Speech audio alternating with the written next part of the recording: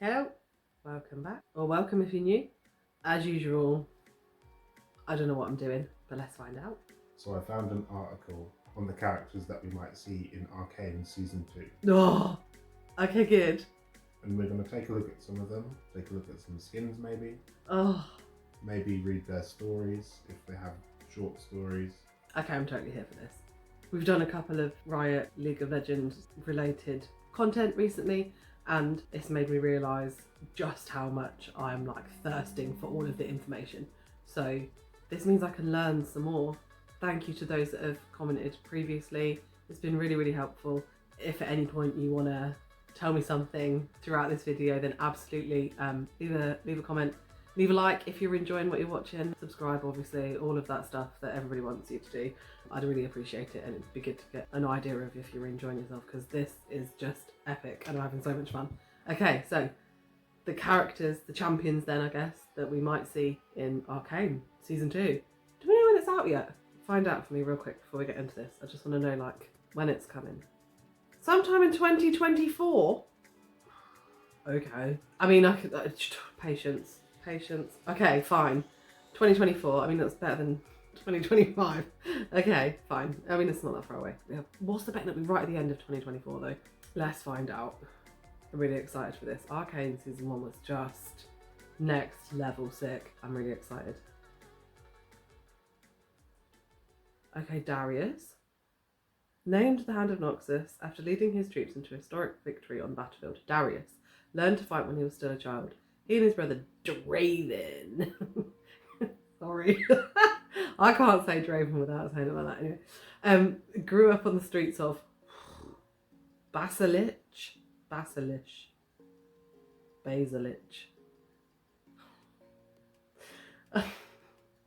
A port... I'm so sorry. A port city that, like so many others, was swallowed by the Noxian Empire. He rose through the ranks of the military after beheading a Noxian general who did the unthinkable in order to retreat, winning the respect of his comrades. Darius went on to lead his own elite force in many legendary campaigns, but there was trouble brewing back at home. When he returned to the Noxian capital with his troops, he discovered that the Emperor had been killed in a coup, supported by his brother Draven. Oh dear. Did I know that? Yes, I did know they were brothers. Yeah. I need to go with my gut instinct. I knew they were brothers. Okay. Next. Who else have we got to see? Blitzcrank.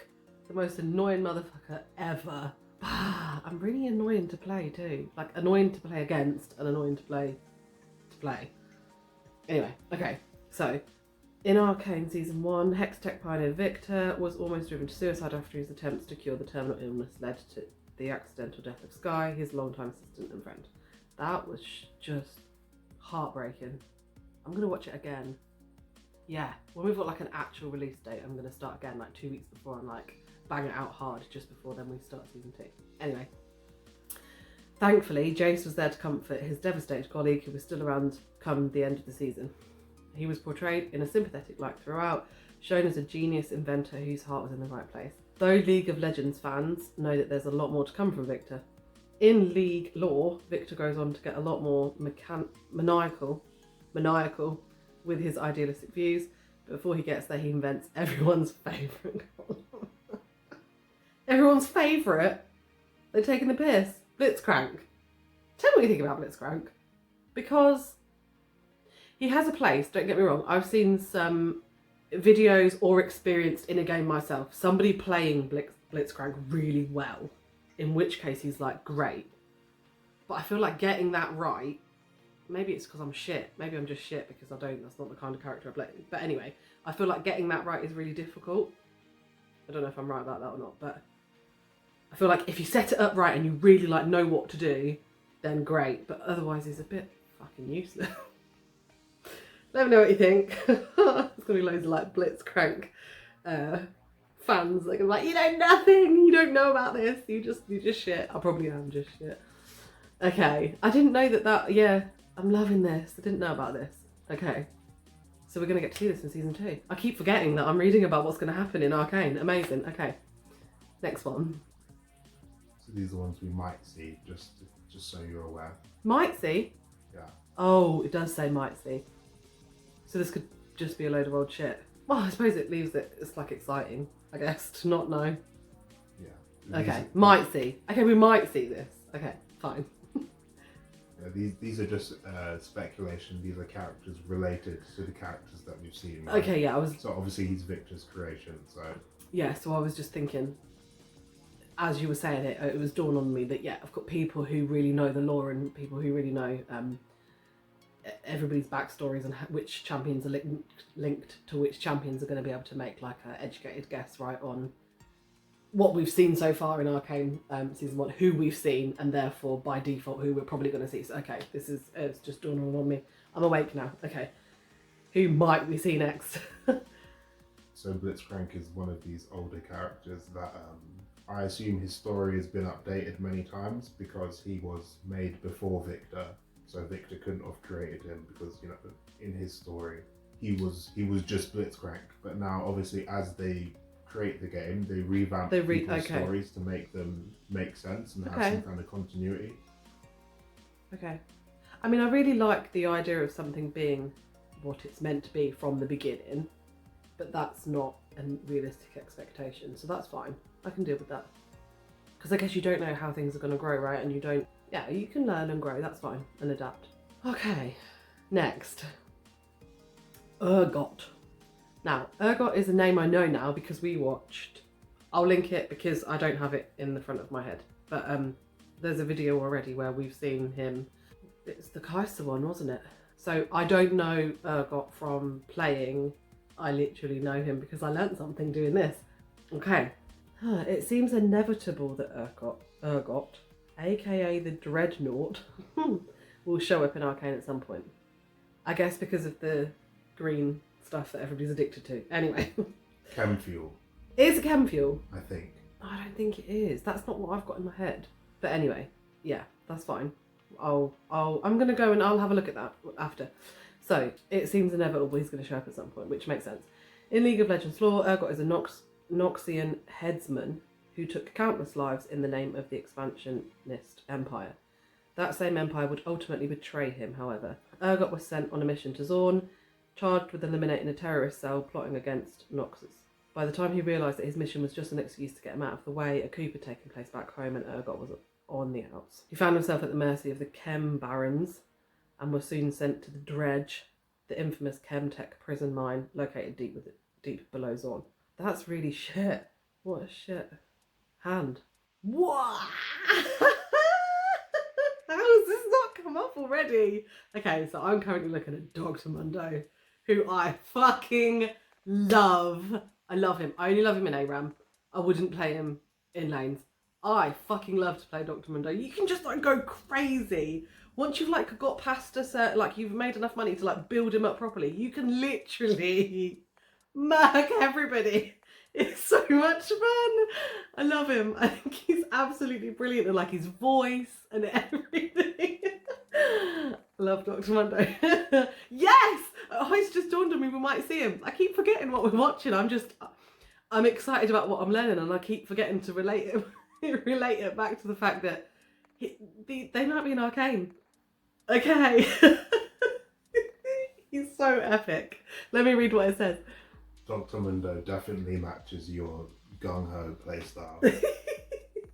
That's why it's so much fun, because you can just go in and just be like, nope, you can't get me. Oh look, I'm healing myself. And just go crazy. Like, he ends up with so much health and you can just, yeah. It's so much fun. Oh, do you know what's like, so you know how I'm like Draven?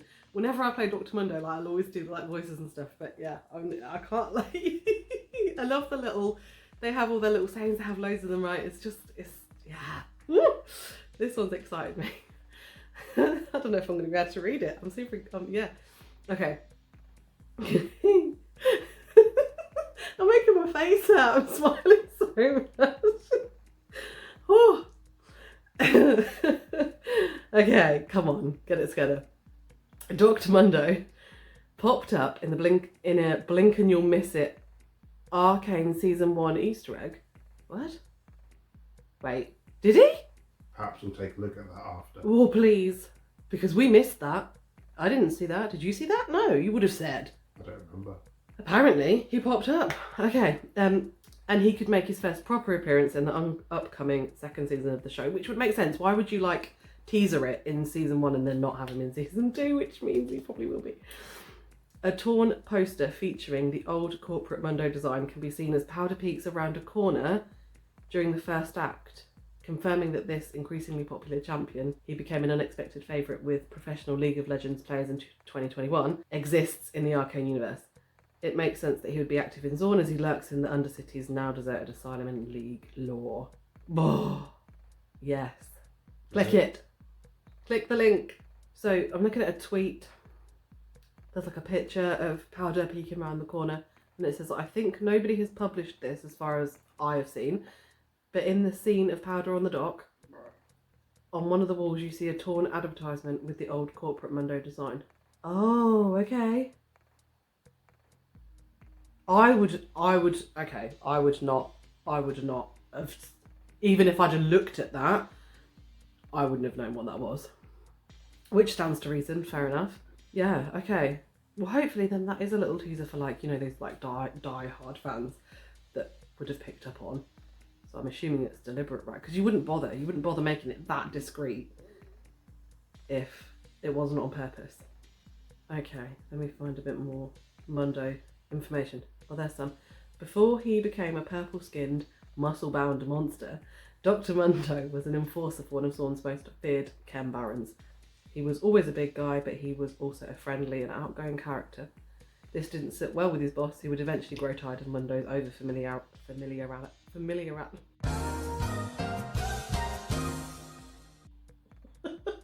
was like, I can't talk. Over-familiarity.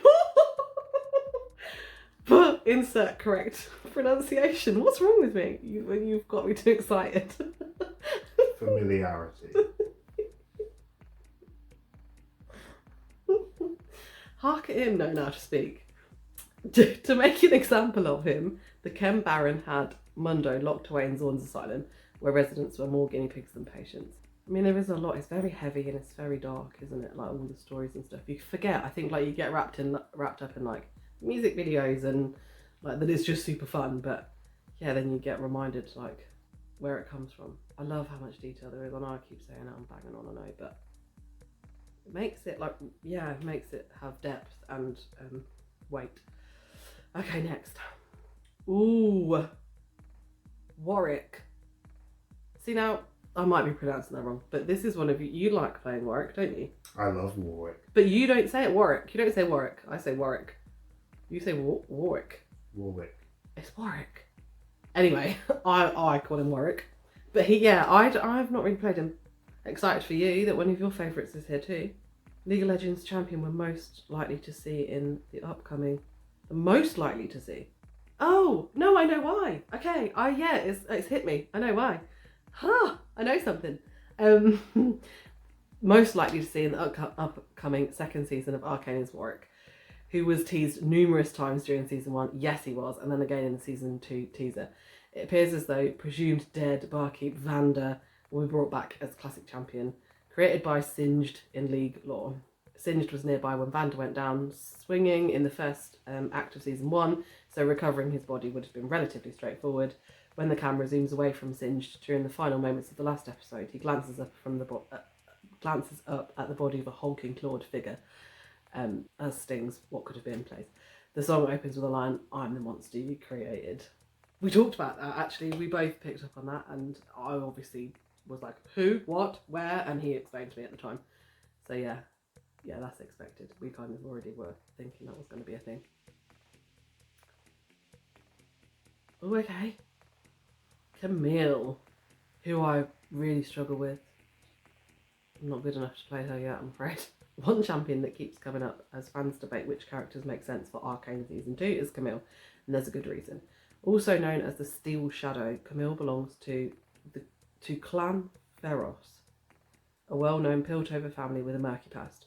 The clan's mansion base is located in Blue Wind Court, an area to the north of the city where the most influential Pilties live. Pilties. But their business has long been conducted in the factories of the Undercity. Here, hex crystals are synthetically produced, a risky but ultimately profitable endeavour. She belongs to them, so she works for them, I guess, in kind of a capacity whereby she's there not by choice, I guess. So as a child, Camilla's named the family's principal intelligencer, which meant extensive combat training. She excelled, but there was nothing she could do to save her father. The pair got attacked by Zornites with augmented bodies, and Camille's dad died from his injuries.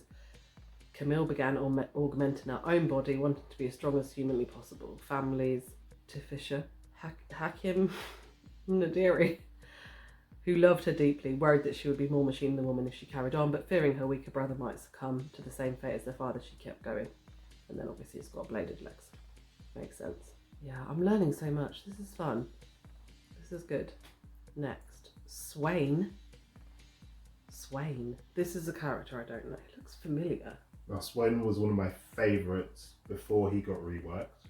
I've not played the reworked version. Okay. I'm sure he's awesome. I'm sure he's more awesome. He looks more awesome. But Swain was one of my favourites. He looks like someone. I'm not saying that like he looks familiar because I've seen him in League somewhere. I haven't. He's a very new character to me, but yeah, he looks like someone. Do you mean Geralt from The Witcher?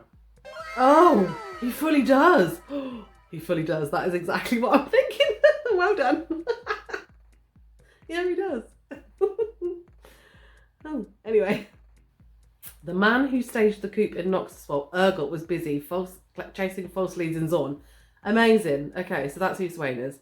Seemingly teased on more than one occasion during the first season. Okay. Viewers noticed that ravens kept showing up at major incidents, birds associated with Swain in League of Legends lore. He was born into an influential Noxian family and grew up with a deep love for the Empire, so deep that he executed his own parents after discovering that they were plotting against it. Wow.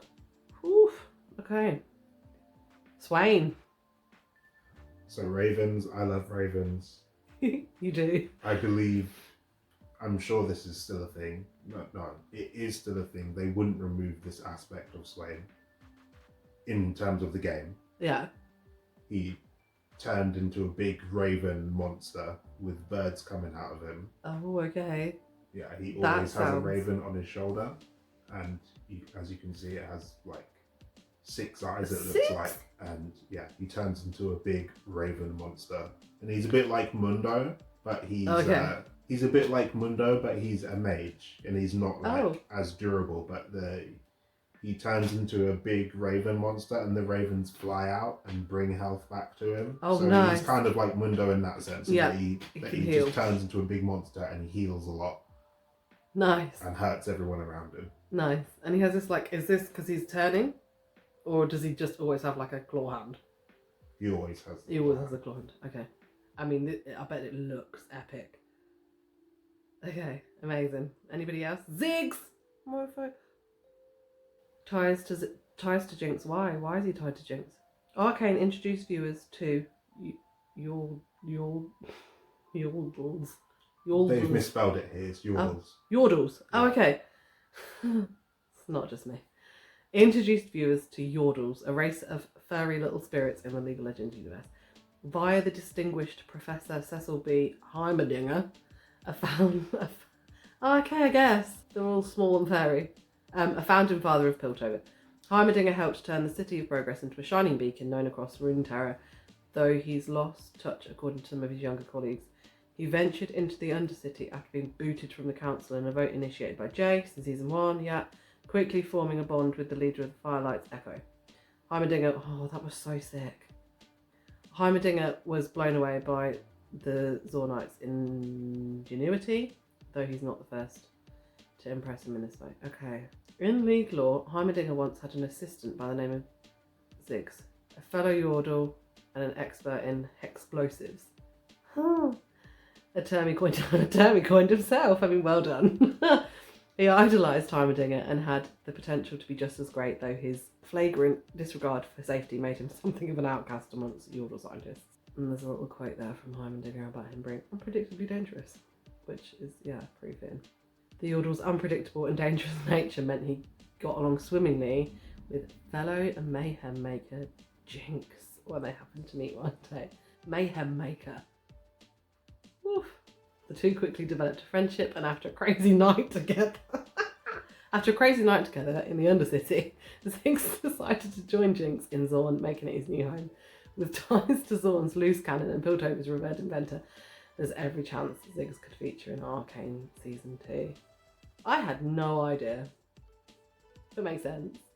Oh, just chucking bombs and flying things everywhere. Yeah. Okay, next. Kindred?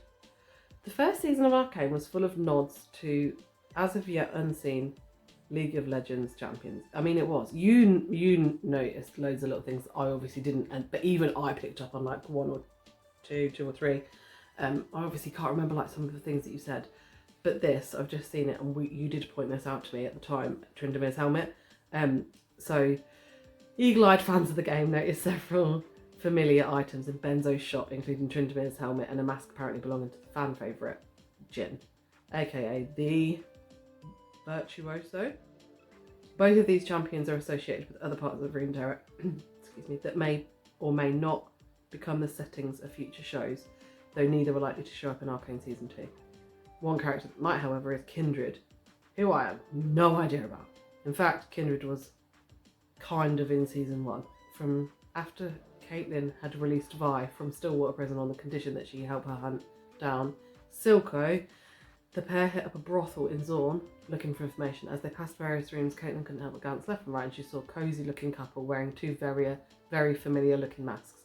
Discerning League players will have instantly recognised these are representing Lamb and Wolf, the two halves of Kindred. Whew, okay, this is interesting and a lot, and I don't know anything about Kindred. Okay, and it says here, Kindred is Runeterra's harbouring of death. Ooh. So, as far as I know, she? I may be incorrect in this, but there are lots of demons in League of Legends, like Evelyn, Fiddlesticks. Yep. I don't know if Kindred is a demon, but I do know he represents death. Okay, cool. So he is death. I wonder how many how many... I don't want like an exact number, but do I know less champions than there are of a total? Like, that was a really badly worded question. Out of the total amount of champions, do I know less than half? Where am I sitting and how many I'm actually aware? Is there like loads more that I'm just not even aware of, or is it just like a few that I haven't come across yet? I think you would be familiar with less than half. Oh shit. This is going to take me a long time. I mean, we're just going to have to keep doing this because then I've got designated time to be all consumed by Riot and their genius. Okay, Orianna. Again, I do not get on with her, but I haven't really tried, in all honesty. I played her like twice. I was like, fuck this shit. I'm going to play the Jinx. Anyway, and she's a bugger to play against. Yeah. You played her for a little while. Yeah, I love Orianna. You do, yeah. I mean, I've tried. ARAM's great for like trying out champions, right? I have tried. Like, if she's come up, I've tried again, and I seemed to be getting somewhere, but I've not played lanes. Absolutely not. No, and I probably never will, to be honest with her. But yeah, I was kind of getting it at one point, and then she's not really come up for me again for a while. But I find her hard. Anyway, so she might be. I mean, this list is long. Okay, why? There are a ton of small details that only true fans noticed in the first season of Arcane, but one particular moment involving Singed, aka the Mad Chemist, came as a shock to League of Legends players because it wasn't part of his lore. There were no children in his backstory, but that's not the case in the hit. She's his kid? But that's not the case in the hit Netflix show. Singed revealed that he had a daughter once during season 1. He did! And there was a shot of him looking at a picture of a girl in a locket. As one Twitter user pointed out, with a side-by-side comparison, Singed's daughter looks an awful lot like League of Legends champion Orianna. Okay. Rocking an almost identical haircut. I mean... Yeah. Oh, okay, I see what we're looking at now. I couldn't make that out as a face. I mean, the hair is like identical. I mean, yeah, okay, I understand. Yeah, I can I can see that. I mean, I wonder if they're just... I don't believe that this would be the case, but I wonder if they're just doing it, you know, like when you feel like you're part of something, you're part of a bigger community, if you like notice something that just any old person watch, because I know quite a few people that watched Arcane, and it's like, but they have no like league knowledge whatsoever, had no idea it was based on a game, because it's on Netflix, right? So people are like, oh, that looks good, it was like promoted, loads trailers, blah blah blah, whatever. I wonder if they're kind of doing things like this, like dropping all these little pieces in as like little gifts for the people that really are hardcore fans and would understand what they are when they saw them, as like a little kind of community thing, like, you know, when it makes you feel like you're like part of an in-joke or something. Or are they doing it because they are genuinely trying to let us know, hey, we're going to like write this into the lore, or we're going to, do you know what I mean? Like, I wonder if it's just tidbits for the sake of it being like something you can, you know, be familiar with, or if it's because they're actually going to have them in season 2 and, you know, add to his lore that he has a daughter. I don't know. It'd be interesting to see like what happens with that. I think Riot Games leave things open-ended a lot. Oh, okay. In order to embellish on the story later. Oh, okay. Well, that makes sense. I think that's just the way that they theory craft their world. And they leave things open-ended, and they may tie up the ends, or they may not. I mean, I kind of think you'd have to, right? Because how else? There's so much that you'd kind of have to. You can't be too rigid, I don't think, because as things develop, there needs to be avenues that you can like veer off on in order for it to continue to grow. If it's too rigid, I think it's too massive for it to be that rigid. It's like real life, right? If you're going to make something that is an entire universe and really consider everything as you're making it and as you're developing it, it needs to be able to take a sharp left, and it makes sense that it takes a sharp left because you've not been too rigid and you've left things open. That makes sense. I think that, yeah. Okay. Is there anybody else? Oh, this is here. Did we see Twitch's original story in season 1? Twitch. Oh, okay. Twitch. Twitch is just been released on. There's an event or whatever for him, and then obviously you're going to be able to get him on Wild Rift. So yeah, I did have a little look because I was like, who's Twitch? And I actually feel like I'd probably get on playing him from what I read, and we had a conversation, didn't we? I think I'm excited. Yeah, I want to try. I feel like I like what his skills and stuff, and his weapons. Yeah. So it seems as though Singed could be the brains behind several new characters in Arcane season 2.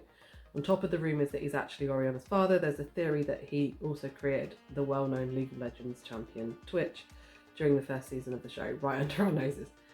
Before Singed got the injuries that led to his name in the huge explosion caused by Jinx, back when she was still powder, he was seen experimenting with rats. In one scene, he filled a rat's water bottle with shimmer, and after drinking it, said rat ripped apart the cat that had previously been eyeing it up. Many now believe that this was the mini original story for Twitch, aka the Plague Rat. Which makes sense. That's, yeah, but fully believable. In League of Legends lore, Twitch is a huge rat that walks on 2 legs and uses the other 2 for violence. He resides on Zorn's sump level, the deepest, dirtiest part of the Undercity, a place where things that were once treasured by humans often end up. Down in the sump, Twitch lives like a king. He sits on a throne of refuse in his kingdom of filth, according to his official bio, and is endlessly plotting the downfall of humanity. Twitch hates humankind with a passion, especially the posh pilties in their immaculately clean city. There's more bad blood than ever going into Arcane season 2, so don't be surprised if Twitch joins the fight. Cool. Really cool. Well, that was fun.